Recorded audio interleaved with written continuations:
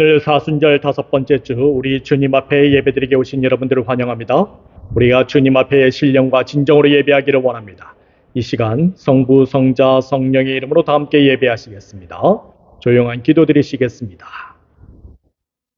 내게 의의 문들을 열지어다. 내가 그리로 들어가서 여호와께 감사하리로다.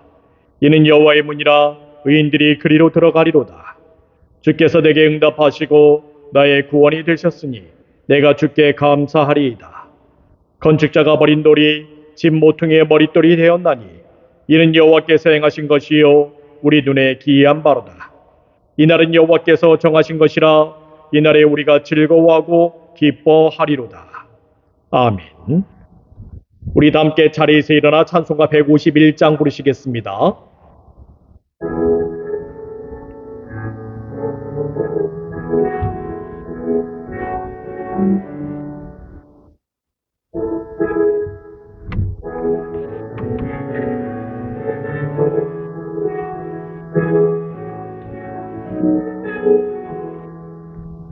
만왕의 왕 내 주께서 왜 고쳐 당했나.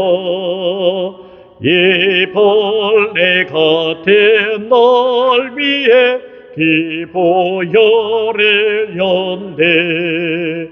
십자가 내가 처음 볼 때에 너의 마음에 큰 고통 사라져.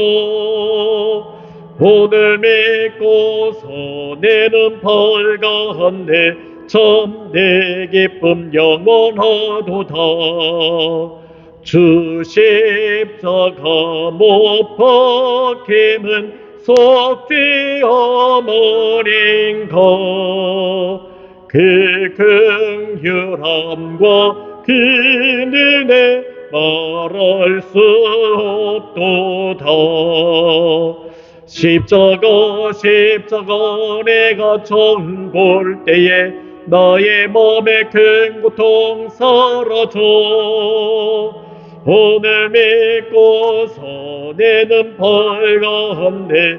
참내 기쁨 영원하도다. 늘어도 그 큰 은혜 더 갚을 수 없네. 나 주님께 몸 바쳐서 주의 이름 쓰리. 십자가 내가 처음 볼 때에 나의 마음에 큰 고통 사라져. 오늘 믿고서 내 눈 밝았네. 참내 기쁨 영원하도다. 우리 다 함께 사도신경 하심으로써 우리의 신앙을 고백하겠습니다. 전능하사 천지를 만드신 하나님 아버지를 내가 믿사오며 그 외아들 우리 주 예수 그리스도를 믿사오니 이는 성녀로 잉태하사 동정녀 마리아에게 나시고 본디오 빌라도에게 고난을 받으사 십자가에 못 박혀 죽으시고 장사한 지 사흘 만에 죽은 자 가운데서 다시 살아나시며 하늘에 오르사 전능하신 하나님 편한 자 계시다가 저리로서 산 자와 죽은 자를 심판으로 오시리라. 성령을 믿사오며 거룩한 공예와 성도가 서로 교통하는 것과 죄를 사하여 주시는 것과 몸이 다시 사는 것과 영원히 사는 것을 믿사옵나이다. 아멘. 우리 다 함께 교독을 하시겠습니다. 128번 사순절 5번째 말씀으로 같이 교독하시겠습니다. 나의 영혼이 잠잠히 하나님만 바라며 오직 그만이 나의 반석이시요 나의 구원이시요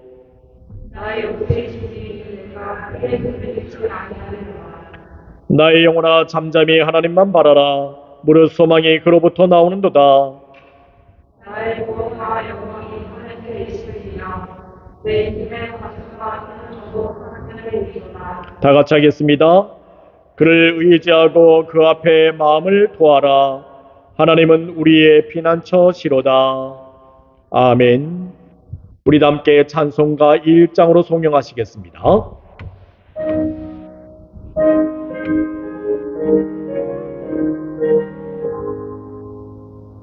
만복의 근원 하나님, 온 백성 찬송 드리고 저 천사여 찬송하세. 찬송 성부 성자 성령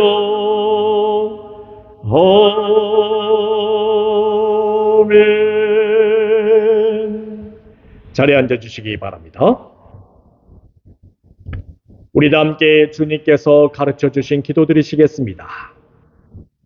하늘에 계신 우리 아버지여, 이름이 거룩히 여김을 받으시오며 나라의 임하옵시며 뜻이 하늘에서 이루어진 것 같이 땅에서도 이루어지이다. 오늘날 우리 일용할 양식을 주옵시고 우리가 우리에게 죄진 자를 사하여 준 것 같이 우리 죄를 사하여 주옵시고 우리를 시험에 들게 하지 마옵시고 다만 악에서 구하옵소서. 대개 나라와 권세와 영광이 아버지께 영원히 있사옵나이다. 아멘. 성경 말씀 봉독하겠습니다. 누가복음 5장 7절에서 8절까지의 말씀입니다. 누가복음 5장 7절에서 8절까지의 말씀 제가 받들어 봉독하겠습니다. 이에 다른 배에 있는 동무들에게 손짓하여 와서 도와달라 하니 그들이 와서 두 배에 채우매 잠기게 되었더라. 시몬 베드로가 이를 보고 예수의 무릎 아래에 엎드려 이르되 주여 나를 떠나소서 나는 죄인이로소이다 하니. 아멘. 오늘 말씀은 순종 그 이상의 순종과 가슴 벅찬 감동이라는 제목을 가지고 주님의 말씀을 증거하겠습니다. 사명을 감당하시는 예수님 앞에 무리들이 몰려왔습니다. 여기서 무리들이 몰려왔다라고 말하는 헬라어가 있습니다. 에케네토라고 말을 하는데 이것은 밀어냈다라는 의미를 가지고 있습니다. 이 말인즉슨 무리들은 예수님에게 몰려들기는 했지만 서로 예수님에게 가까이 가게끔 하기 위해서 밀어내는 상황을 볼 수 있습니다. 결국 어느 정도까지 밀어냈느냐? 예수님조차 밀어내버리는 그러한 형국이 되고 말았던 것입니다. 심지어 예수님을 밀어내는 곳은 어디였습니까? 바로 게네사렛 호수였습니다. 예수님께서 지금 호수에 빠질 위험에 처해 있었던 것입니다. 그러나 예수님께서는 그때 호숫가에 배 두 척이 있는 것을 발견하셨습니다. 이 배에는 어부들이 그물을 싣고 있었는데 이른 아침부터 그물을 싣고 있었다는 것은 물고기를 잡지 못했음을 의미하고 있습니다. 일반적으로 밤에 물고기를 잡았다면 아침에 물고기를 소분하여서 시장에 내다 팔아야만 했지만 이른 아침부터 이 그물을 싣는다는 것은 밤새 물고기를 잡지 못했다는 것입니다. 물론 이런 모습은 예수님도 마찬가지였지요. 예수님의 그 목적은 무엇이었습니까? 무리들에게 말씀을 전하는 것이었습니다. 하지만 무리들이 밀어내는 바람에 예수님은 말씀을 전하기는커녕 물에 빠질 위기에 처해 있었던 것입니다. 그래서 예수님께서는 한 배를 불러서 그 위에 오르셨습니다. 그리고 육지에서 조금 떼기를 청하시고 말씀을 가르쳤던 것입니다. 그런데 여기에서 이 배의 주인이 누구입니까? 바로 베드로입니다. 우리는 여기에서 궁금증을 생길 수 있습니다. 베드로는 예수님의 제자이고 예수님은 가버나움에 가서 베드로 장모의 열병을 고쳐주었는데 왜 베드로가 다시 물고기 잡이를 하고 있냐는 것입니다. 그 이유는 베드로가 예수님의 제자였지만 그는 가버나움에 와서 다시 업으로 돌아갔기 때문입니다. 이런 모습은 우리가 요한복음 21장에서도 확인해 볼 수 있습니다. 예수님께서 죽으신 다음에 부활하시고 그 다음에 베드로는 물고기를 잡으러 다시 바다로 나아갔습니다. 베드로는 자신의 직업을 버리지 못한 채 늘 어부가 되었던 것입니다. 그러나 본문에서는 베드로가 어부의 삶조차 실패하고 있음을 알 수 있습니다. 그는 밤새 그물을 내렸지만 물고기를 잡지 못한 것입니다. 그러한 상황 속에서 예수님은 베드로의 배에 오르셨고 이제 베드로의 배는 예수님께서 말씀을 전하는 강대상이 되었습니다. 이러한 상황으로 볼 때 베드로는 다시 예수님의 제자로 돌아가기를 원했던 것입니다. 원래 제자였기 때문에 그가 제자의 삶을 포기하고 업으로 돌아갔다가 다시 예수님의 말씀을 전하는 것을 보고 갑자기 자기도 같이 사역하고 싶은 마음이 불끈불끈 이렇게 솟아올랐던 것입니다. 이쯤에서 예수님께서 자기 자신을 다시 불러줬으면 좋겠다 하는 마음이 그렇게 막 나타났지요. 너무나도 간절했던 것입니다. 하지만 예수님께서는 베드로에게 얘기합니다. 깊은 데로 가서 그물을 내려 물고기를 잡으라고 얘기하고 있습니다. 예수님께서 그물을 내리라 라고 말하는 그 헬라어가 있습니다. 칼라사테라고 얘기하는데 이것은 복수형으로 되어 있지요. 그 말인즉슨 거기 이 배에는 베드로 외에 다른 사람도 있음을 뜻하고 있습니다. 그래서 예수님께서 베드로에게 그물을 내리라는 것은 다른 사람들과 같이 깊은 곳에 가서 물고기 잡이나 해라 라고 말씀하시는 것입니다. 어부 비즈니스를 계속해서 이어나가라는 것이지요. 그래서 베드로는 이제 제자로서의 삶이 아니라 어부로서의 삶을 이어나가려고 합니다. 이제 베드로는 더 이상 예수님에게 숨길 것도 없기 때문에 거짓 없이 솔직하게 얘기를 하지요. 일단은 베드로는 예수님에게 얘기를 합니다. 선생님이라고 얘기를 합니다. 이 선생님이라고 말하는 헬라어가 있습니다. 에피스타타라고 얘기를 하는데 일반적으로 사용하는 헬라어 디다스칼레보다 좀 더 주관적인 관점을 가지고 있습니다. 디다스칼레라고 말을 하면은 가르침뿐만 아니라 삶의 모든 방면 그리고 모든 인생을 다해서 가르침을 받아야 할 뿐이라는 의미를 가지고 있지만 헬라어 에피스타타라고 얘기하면 다른 사람보다 신분적으로 높은 사람을 지칭할 때 사용하는 단어입니다. 말하자면 예수님을 어느 정도 인간적인 모습으로 바라볼 때 그렇게 사용하는 단어이지요. 자신보다 신분이 높으신 분, 그래서 그냥 그 말씀 정도는 들어야 될 뿐이라고 여기는 것입니다. 그래서 베드로는 자신보다 신분이 높은 분이 말씀하는 것이기 때문에 그냥 그 말씀에 의지해서 한번 그물을 내려보겠습니다 라고 그냥 수긍을 한 것뿐입니다. 그래서 베드로가 예수님 말씀에 순종한 것은 마음에 없는 순종이었어요. 그냥 무심하게 깊은 곳에 그냥 그물을 내리는 것뿐이었습니다. 그러나 어떻습니까? 베드로가 그렇게 무심하게 행했던 행동과는 정반대의 일이 일어납니다. 베드로는 자기가 평생 동안 하루 만에 이렇게 많은 물고기를 낚아본 일이 없었던 것입니다. 엄청나게 많은 물고기를 잡은 것이지요. 베드로는 이도저도 안 된다고 생각했던 찰나에 예수님 말씀대로 하였더니 거기서 다시 새로운 살 길이 일어난 것입니다. 네, 그렇습니다. 말씀대로 나아가면 한 가지라도 길이 열리게 되어 있는 것입니다. 100가지 길이 있어도 100가지 다 그것이 다 막혀버리면 아무것도 소용이 없지만 100가지 중에 한 가지라도 길이 열리면 거기에는 살 길이 있는 것입니다. 그것이 어디서 나오는 것입니까? 바로 예수님의 말씀대로 순종하는 것에 나와 있습니다.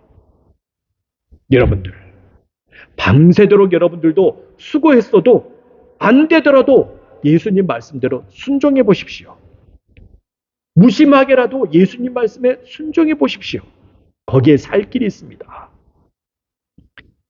내가 그 예수님 말씀은 집어치우고 다른 것에 대해서 온 마음과 정성과 힘을 다해서 집중하는 일이 있더라도 그것보다도 그냥 무심하게 그냥 예수님 말씀 한번 순종해 봐야겠다. 한번 그렇게 하는 것, 그것이 오히려 살아날 길이 있는 것입니다. 그것이 비록 절망적인 말씀이라 할지라도 그냥 그것을 마음 놓고 한번 해보시기 바랍니다. 그러면 무슨 일이 일어납니까? 그물이 찢어질 정도로 힘이 많은 물고기가, 보따리가 찢어질 정도로 힘이 많은 수확물이 그 분야에 있어서 우리가 생각했던 것보다 훨씬 많은 결과물이 우리에게 쏟아질 줄 믿습니다. 일이 되어서 이제 베드로는 그물이 찢어질 정도로 힘이 많은 물고기를 잡았고 그 일을 한 배에 있는 사람으로만 도저히 감당할 수가 없게 되었습니다. 7절 말씀 보도록 하겠습니다.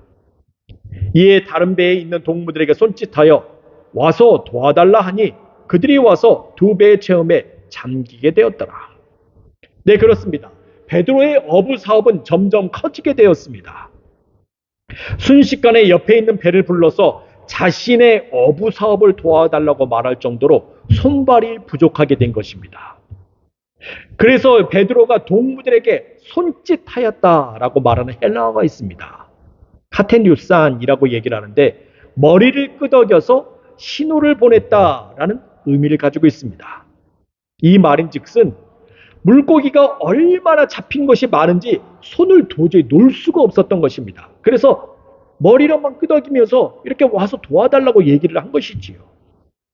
이렇게 신호를 보내게 되니 드디어 짝을 이루어서 물고기를 잡아 올릴 수 있었습니다. 본래 물고기 잡이는 두 배가 짝을 이루어서 가야만 하는데 베드로는 예수님 말씀, 즉 깊은 곳에 가서 그물을 던지라는 그 말씀을 전혀 신뢰하지 않았기 때문에 자기 배 하나만 가지고 그렇게 그물을 던졌던 것입니다. 그러다가 그물이 찢어질 정도로 물고기를 잡았으니 베드로는 자신이 무심하게 순종했던 그 행동에 대해서 사실 후회하고 있었지요. 그래서 다른 배를 후회함과 동시에 다른 배를 빨리 부른 것이에요. 그리고 이 두 배에 잠기도록 물고기가 거기에 잡혀 있었습니다.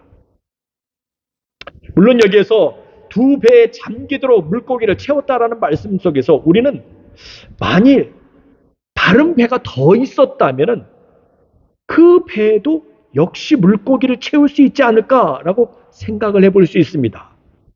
여러분들 그 이유가 무엇입니까? 우리는 영어 단어에서 vessel이라는 말이 있습니다. 이것은 노를 젓는 배보다 좀 더 큰 배를 의미합니다. 그리고 이 vessel이라는 말은 그릇을 뜻하기도 하지요. 이 말인즉슨 하나님의 역사는 그릇을 얼마나 준비하느냐에 따라서 달려 있기도 하는 말이 되는 것입니다. 네, 그렇습니다. 하나님의 역사는 배도 배이지만 우리의 일상생활에서 그릇을 준비하는 그 수에 있기도 합니다. 이 말씀을 우리는 어디서 확인해 볼 수 있습니까? 열왕기하 4장 1절에서 7절 말씀. 그 말씀을 보게 되면 엘리사와 수넴 여인에 관한 이야기를 볼 수 있습니다. 선지자 제자들 중 거기에는 아내들을 가진 사람들이 많이 있었습니다. 그런데 그 아내들 중에 한 아내가 엘리사를 찾아왔습니다. 그 아내가 하는 얘기가 무엇이냐? 자기 남편이 죽었다는 것입니다. 죽은 남편이 누구입니까? 엘리사의 제자였어요. 그런데 이 엘리사의 제자, 이 남편을 대신하여서 이 여인은 혼자서 살림살이를 꾸려가고 있었습니다. 여러분들, 이 말씀을 좀 보다 보니 우리는 좀 생각나는 사람이 있습니다. 누가 생각납니까? 베드로의 아내가 생각이 납니다. 베드로 아내, 베드로도 마찬가지였죠. 베드로도 예수님의 제자가 됨으로써 그 아내가 혼자서 살림살이를 꾸려가고 있었어요.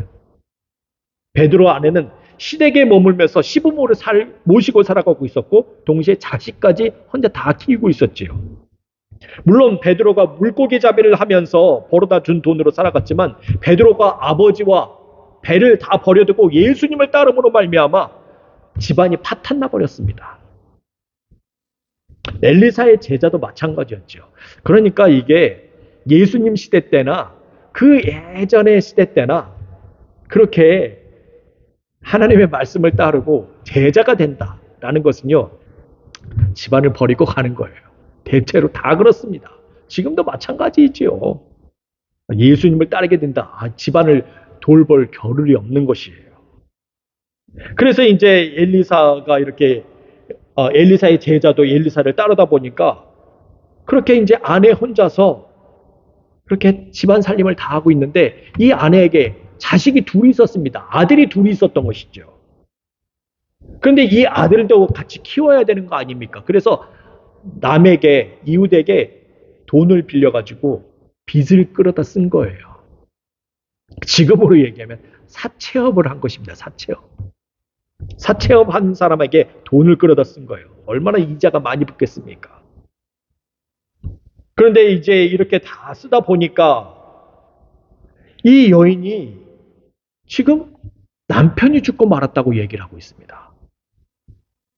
여기서 우리는요, 좀 확인해 볼 수 있는 것이 엘리사의 제자 아닙니까? 그 엘리사의 제자인데 이 사람이 죽었다는 사실을 엘리사가 모르고 있어요. 그 얘기는 무엇입니까? 이 엘리사의 제자였던 그 사람이 이제 제자로서의 삶을 포기해버리고 집으로 돌아간 것입니다. 집에 갔다가 죽은 거예요. 빚도 다 갚지도 못하고 죽어버린 것입니다. 그래서 이 예전부터 그렇게 제자의 활동으로 살았으니까, 그리고 엘리사가 누군지를 알고 있지 않습니까? 그 아내가. 그래서 엘리사를 찾아간 거예요. 그래서 이 하는 얘기가 무엇입니까? 빚을 그렇게 풀어다 썼는데 남편이 죽고 말았고 지금 이 빚 때문에 자식들 두 아들이 종으로 팔려가게 됐다는 것입니다. 울부짖는 얘기하는 거예요. 그렇게 지금 제발 좀 도와달라고 얘기를 하고 있습니다. 그때 엘리사가 뭐라고 얘기합니까? 이 여인에게 집에 무엇이 있는지를 물었습니다. 그 여인이 하는 얘기가 집에 기름 한 그릇 외에는 아무것도 없다고 얘기합니다. 엘리사가 얘기하죠. 서둘러 밖에 나가서 모든 이웃들에게 그릇을 빌리라고 얘기를 합니다. 빈 그릇을 빌리되 조금 빌리지 말라는 것이지요. 두 아들과 다니면서 최대한 많이 빌리라고 얘기를 하고 있었습니다. 네, 그렇습니다.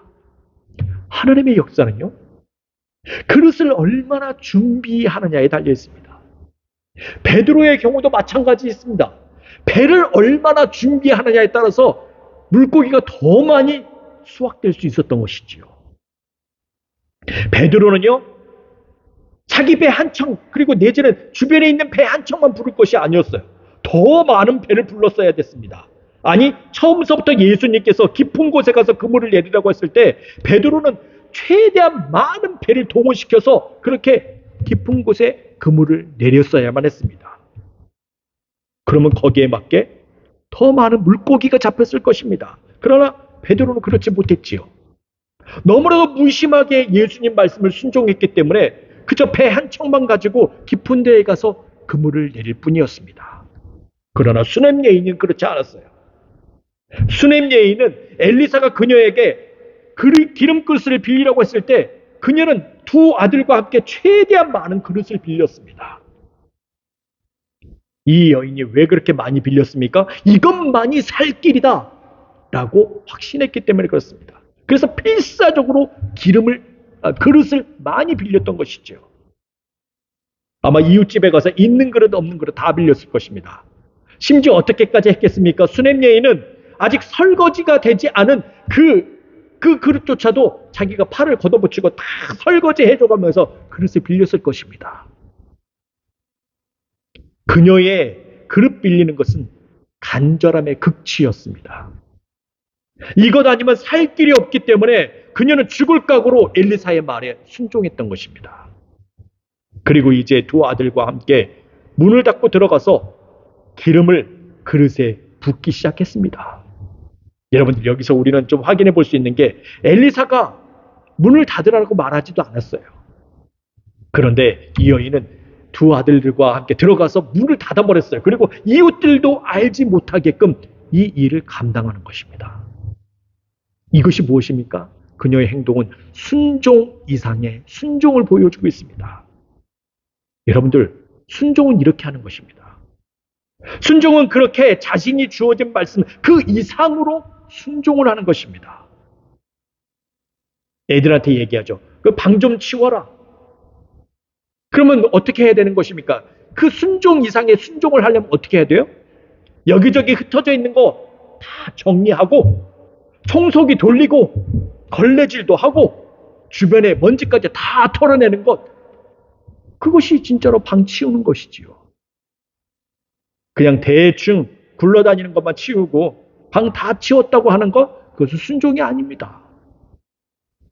그것은 죽기 살기로 순종한 것이 아니에요. 여러분들, 베드로가 그렇게 순종했던 것입니다. 깊은 데 가서 그물을 내려라 할 때 그냥 자기 배 혼자 그냥 무심하게 그냥 던지는 거예요. 이건 순종이 아니에요. 그러니 그저 2배 채울 정도의 양만 그렇게 물고기를 잡은 것입니다. 물론 이것도 감지덕지하면서 좋아할 수 있어요. 그러나 진정한 순종은 수냄 여인처럼 하는 것입니다. 안 되는 것까지 다 끌고 모아가지고 그렇게 말을 했으면 다 끌고 모으는 거예요. 그래가지고 거기서 일을 시작하는 것입니다. 그러면 거기에 무엇이 있습니까? 하나님의 역사가 있습니다.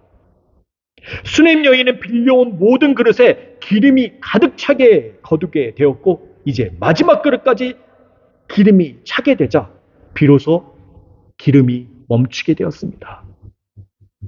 여기에 대해서 엘리사가 뭐라고 얘기합니까? 이제 기름을 다 팔아서 빚도 갚아라. 또 뭐라고 얘기해요? 남은 것 가지고 2 아들과 같이 생활을 하라 할 정도였습니다. 네, 그렇습니다. 수냄 여인은 처음에 엘리사를 찾아갔을 때 빚으로 인해서 2 아들이 종으로 팔려가려고 하니 이것을 해결해달라고 얘기했어요. 그러나 그녀가 분에 넘치는 순종을 하게 되니 빚을 해결할 뿐만 아니라 이제 그녀는 2 아들과 같이 생활할 수 있을 정도로 풍족한 것을 얻게 되었습니다. 여러분들, 이것이 바로 순종 그 이상의 순종을 하게 되면 나타나는 하나님의 역사가 되는 것입니다. 그런데 여러분들, 우리는 이 다음 구절에서 정말 베드로의 뜻밖의 행동을 볼 수 있습니다. 8절 말씀 보도록 하겠습니다. 시몬 베드로가 이를 보고 예수의 무릎 아래에 엎드려 이르되 주여 나를 떠나소서 나는 죄인으로서이다 하니. 네, 그렇습니다. 우리는 우리가 생각했던 것보다도 베드로의 의외의 행동을 보게 됩니다. 물론 그가 무심하게 순종하기는 했지만 2배에 잠길 정도로 물고기를 잡게 되었고 비로소 제대로 된 어부의 비즈니스를 할 수 있게 되었습니다. 그런데 베드로가 예수님에게 얘기합니다. 제발 자기 자신을 떠나달라는 것입니다. 심지어 자기는 죄인이기 때문에 제발 자기를 떠나달라고 간절히 부탁을 하고 있습니다.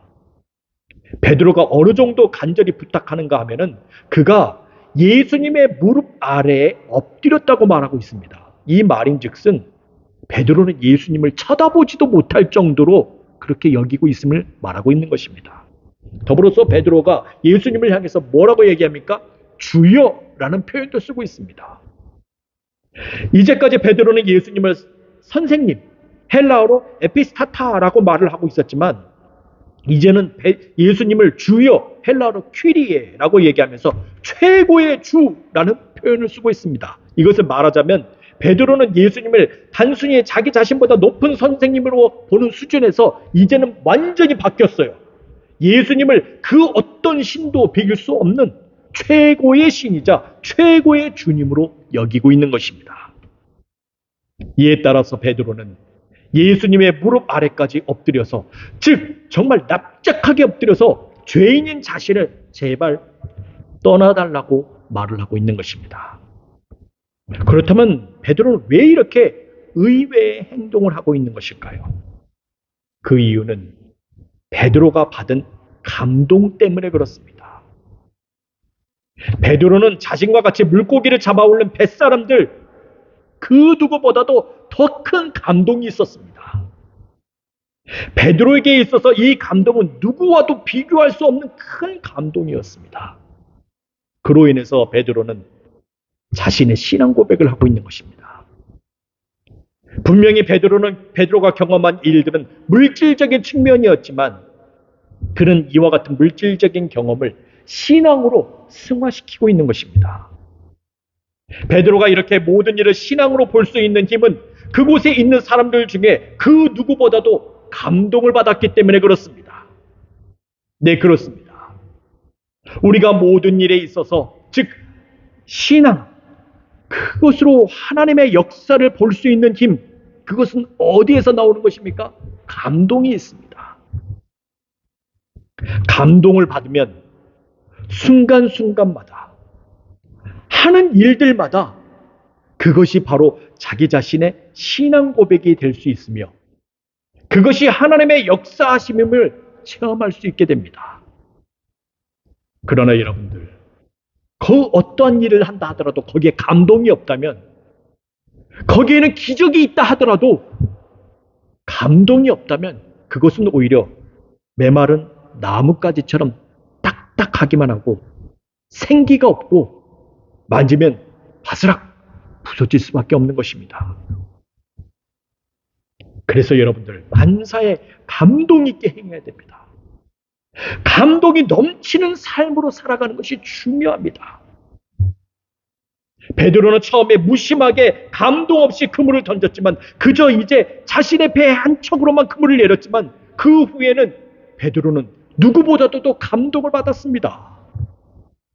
예수님을 최고의 주님으로 여기고 있으며 자기 자신을 오히려 죄인으로 보고 있지요. 그 앞에 엎드려 물밀듯 밀려오는 벅찬 감동으로 신앙 고백을 하게 된 것입니다. 자, 여러분들, 우리도 벅찬 감동이 있어야 됩니다. 말씀을 들으면서도, 이 예배를 드리면서도 우리가 정말 벅찬 감동이 있어야 됩니다. 아무리 좋은 말씀이 있다 하더라도 내가 감동이 없으면 그 말씀은요, 허공에 외치는 소리와 똑같아요. 나와는 아무 상관없습니다. 여러분들, 감동을 받으시길 바랍니다. 아멘 하세요? 예, 감동을 받으세요. 어떤 일들을 한다 하더라도 거기는 벅찬 감동이 있어야 됩니다. 그리할 때 그 가운데서 하나님의 역사를 맛볼 수 있게 됩니다. 그리고 또한 진정한 신앙 고백이 울려 퍼지게 될 줄 믿습니다. 기도하겠습니다. 주님, 만사에 우리가 벅찬 감동이 있게 하여 주시옵소서. 순종, 그 이상의 순종을 함으로써 말미암아 우리가 정말 하나님의 그 역사를 맛보게 하시고 그 감동으로 말미암아 오직 그 가운데서 하나님의 그 역사하심에 대한 신앙 고백이 있게 하여 주시옵소서. 그 신앙 고백이 늘 우리 가운데 차고도 넘침으로 말미암아 하나님의 역사가 우리에게 끊임없이 이루어지게 하여 주시옵소서. 예수 그리스도의 이름으로 기도합니다. 아멘. 우리 다 함께 찬송가 383장 1절 부르면서 주님께 봉헌하시겠습니다.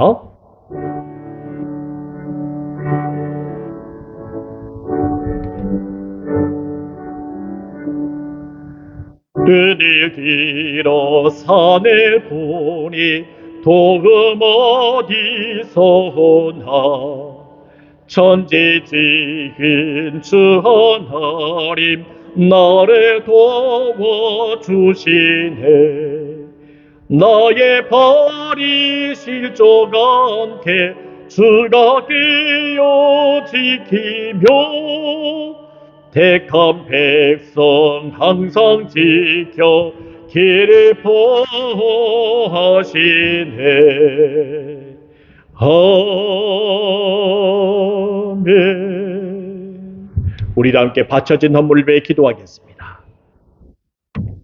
감사하시고 고마우신 하나님 아버지, 오늘 거룩한 주일 우리 주님 앞에 나와 우리가 예배를 드리게 하심을 감사합니다. 오늘 주신 은혜에 따라 11조와 감사와 주일연물을 바쳤습니다. 우리가 이 물질을 바칠 수 있도록 믿음과 힘을 주심에 감사합니다. 이 물질을 주님 앞에서 기뻐하며 감사하며 드렸사오니 우리 주님 받아주시옵소서. 그리고 이 거룩하고 복된 주일에 우리의 모든 일을 풍성하게 하시며 평강이 넘치게 하여 주시옵소서. 주님, 우리가 그릇을 준비하기를 원합니다. 주님 말씀에 따라 그릇을 준비하되 최대한 많은 그릇을 준비하게 하사 하나님의 역사가 그 가운데서 충만하게 펼쳐지게 하여 주시옵소서. 오직 주님께서 우리에게 주신 말씀을 신뢰하게 하사 믿음을 가지고 최선을 다하게 하셔서 순종, 그 이상의 순종을 하게 하여 주시옵소서. 여기에서 드러나는 하나님의 역사하심을 통해 우리에게 가슴 벅찬 감동이 있게 하여 주시고 그 누구보다도 진정한 신앙 고백이 우리 가운데 울려 퍼지게 하여 주시옵소서. 이 시간 우리 중에 병들고 아프며 마음에 상처 있는 자들을 회복시켜 주시옵소서. 어두운 그들과 병마는 예수의 이름으로 물러가게 하시며 모든 상처가 깨끗게 씻음받게 하여 주시옵소서. 오직 빛으로 비치고 소금으로 쓰임받는 귀한 삶이 있기를 원합니다. 오늘 모여진 예물들이 주의 사업을 위해 쓰여지는 곳곳마다 주님의 영광 나타나게 하시고 바쳐진 손길들을 기억하셔서 그 손길과 각 가정들이 생명력 넘치게 하여 주시옵소서. 예수 그리스도의 이름으로 기도합니다. 아멘. 교회의 소식 알려드리겠습니다. 오늘은 사순절 제 5번째 주입니다. 알파와 오메가요, 처음과 마지막이요, 시작과 마침이 되신 주님께서 속히 오심으로 각 사람에게 행한 대로 갚아주시겠다고 말씀하고 계십니다. 우리가 예언의 말씀을 받아 지키는 자가 되시길 바랍니다. 다음 주에 종료주일입니다. 성찬식이 있습니다. 기억하셔서 성찬식을 통해 주님의 고난과 죽음, 십자가의 길을 되뇌이는 그런 시간 되시길 바랍니다. 우리가 교회에 모여 예배를 드립니다. 교회 오시지 못하는 분들은 줌 라이브와 유튜브 동영상을 통해 온라인 예배하실 수 있습니다. 이메일을 통해 보내드리는 링크를 참조해 주시길 바랍니다. 우리 다 함께 자리에서 일어나 찬송가 449장 부르시겠습니다.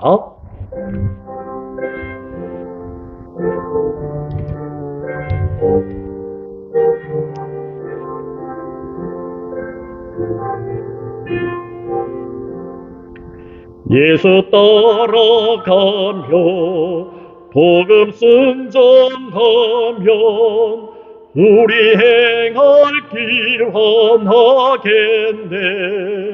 주를 의지하며 순종하는 자를 주가 늘 함께 하시리라.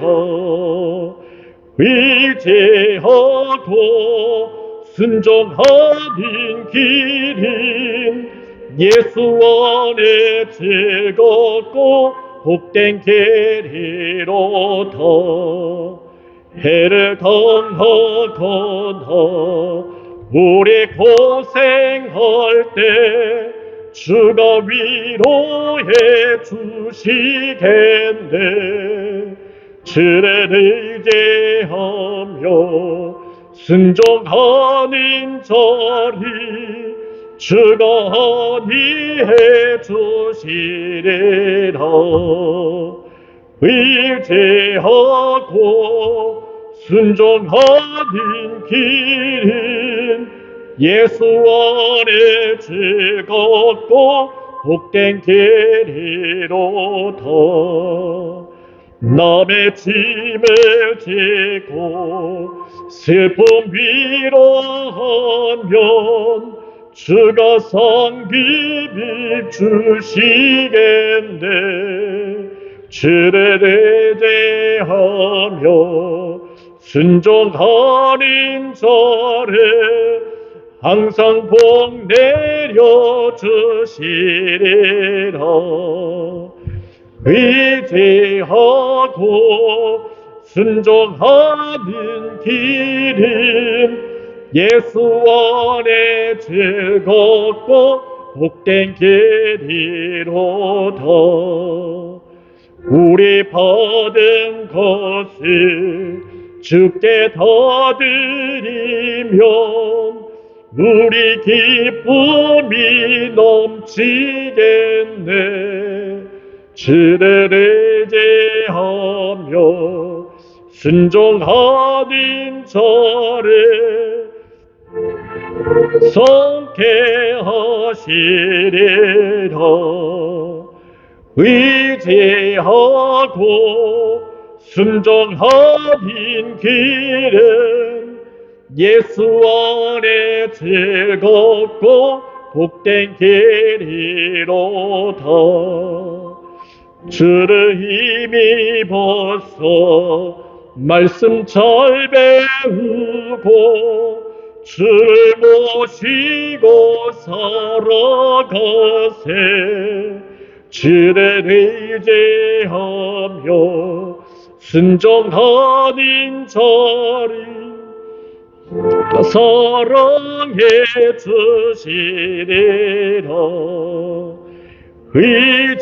의지하고 순종하는 길은 예수 안에 즐겁고 복된 길이로다.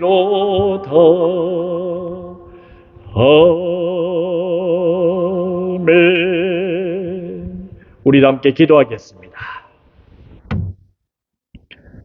지금은 길이요 진리요 생명 되시며 부활 되신 우리 구주 예수 그리스도의 은혜와 하나님 아버지의 만극하신 사랑과 성령의 감화하시고 내주하시고 충만하게 교통하심이 순종 그 이상의 순종으로 가슴 벅찬 감동을 통해 주님을 향한 신앙 고백이 그 누구보다 간절하고 크게 울려 퍼지길 원하는 사랑하는 성도들 머리 위에, 이들의 가정과 일하는 곳들과 공부하는 곳 그 모든 초소들 위에, 두고 온 고국과 이 미국 땅 위에 지금으로부터 영원토록 함께 하시길 간절히 축원하옵나이다.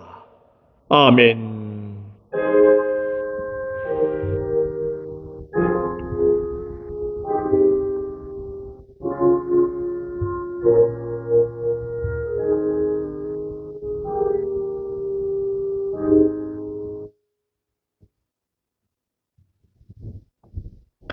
감사합니다. 예배 마쳤습니다.